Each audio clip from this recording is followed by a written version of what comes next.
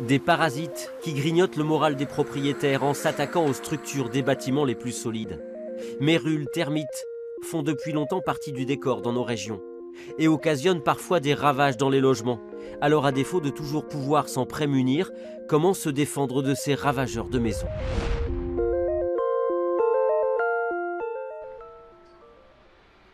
Houdon, charmante petite bourgade à une vingtaine de kilomètres à l'est de Nantes. Depuis un an, 2 maisons mitoyennes font l'objet d'une surveillance particulière.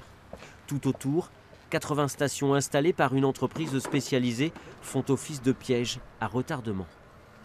Dans les stations, il y a ce qu'on appelle une formulation.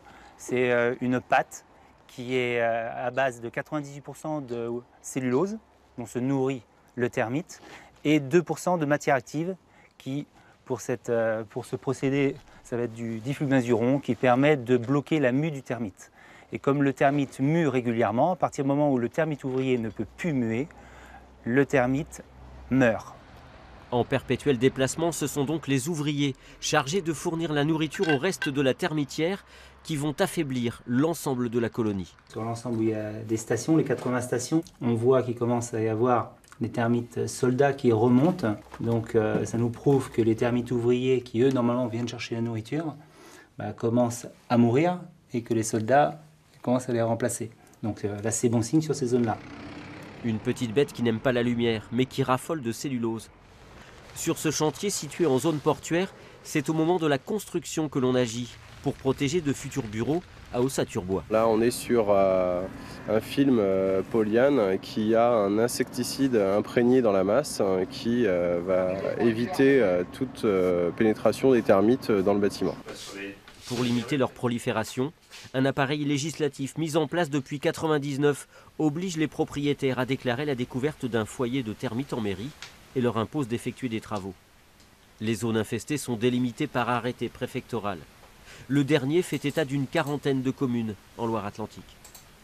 On a chaque année en fait des nouveaux territoires qui rentrent dans la carte, notamment dans les départements dits partiellement termités, comme la Loire-Atlantique, la Mayenne ou la Sarthe, qui sont des départements dans lesquels on a des communes qui sont listées. Et en fait, on va avoir chaque année une nouvelle commune, 2 communes, 3 communes qui vont rentrer dans la carte. Un autre fléau qui fait trembler bien des propriétaires, la mérule, un parasite qui s'attaque lui aussi aux maisons, très présent en Bretagne.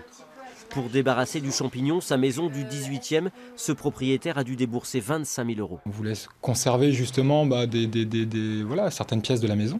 Et c'est plus quand on a su qu'il fallait entièrement la démolir pour la retraiter, où effectivement il y a un petit pincement au cœur.